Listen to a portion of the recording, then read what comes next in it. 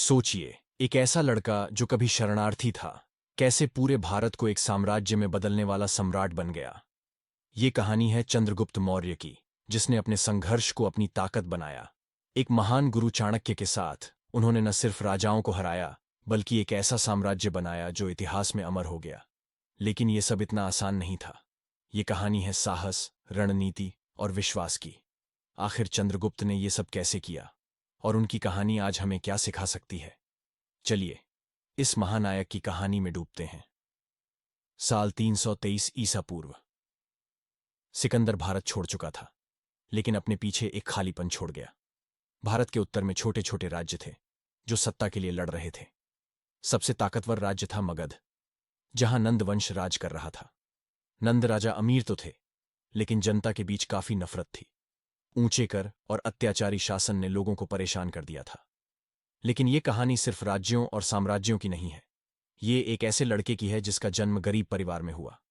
कुछ लोग कहते हैं कि चंद्रगुप्त का खून राजघराने से जुड़ा था, तो कुछ मानते हैं कि वो साधारण किसान परिवार से थे। लेकिन सच ये है कि उनका बचपन संघर्षों से भरा था। चंद्रगुप्त की जिंदगी में बड़ा मोड़ तब आया जब उनकी मुलाकात चाणक्य से हुई। चाणक्य एक ब्राह्मण विद्वान और शानदार रणनीतिकार थे। नंद राजा ने चाणक्य का अपमान किया था, और चाणक्य ने बदला लेने की कसम खाई थी। उन्होंने चंद्रगुप्त में एक नेता देखा, और दोनों ने मिलकर नंद वंश को खत्म करने का प्लान बनाया। चाणक्य ने चंद्रगुप्त को राजनीति, युद्ध और रणनीति में प्रशिक्षित किया। उन्होंने उन्हें सिर्फ एक योद्धा नहीं, बल्कि एक राजा बनने की शिक्षा दी। दोनों ने मिलकर नंद साम्राज्य को गिराने की तैयारी शुरू की। नंदों को हराने की पहली कोशिश नाकाम रही। चंद्रगुप्त और उनकी सेना हार गई, और उन्हें जंगलों में भागना पड़ा। लेकिन हार के बावजूद उन्होंने हिम्मत नहीं हारी। उन्होंने अपनी रणनीति को और बेहतर बनाया और असंतुष्ट सैनिकों और नेताओं को अपने साथ मिलाया। आखिरकार उनकी आखिरी लड़ाई में चंद्रगुप्त ने चाणक्य की मदद से नंदों को हरा दिया। कहते हैं चाणक्य ने नंद राजा के पानी में झर मिलवा दिया था, और चंद्रगुप्त की सेना ने राजधानी पाटलिपुत्र को घेर लिया। महीनों की घेराबंदी के बाद नंदवंश का पतन हुआ और चंद्रगुप्त सम्राट बन गए। नंदों को हराने के बाद चंद्रगुप्त का सपना यहीं खत्म नहीं हुआ। उनका लक्ष्य पूरे भारत को एकजुट करना था।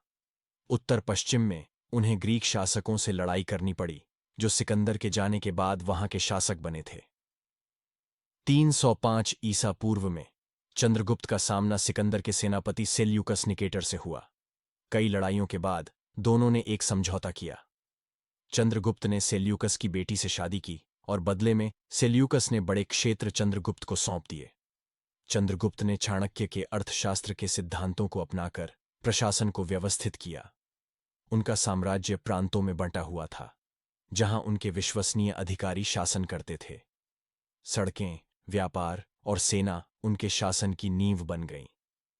जब चंद्रगुप्त का साम्राज्य अपनी ऊंचाई पर था, उन्होंने अचानक सत्ता त्याग दी। उन्होंने जैन धर्म को अपनाया, जो अहिंसा और त्याग का मार्ग दिखाता है। उन्होंने अपना राज्य अपने बेटे बिंदुसार को सौंप दिया और खुद सन्यासी बन गए। आखिरकार चंद्रगुप्त का जीवन सिर्फ शक्ति और विजय की कहानी नहीं है।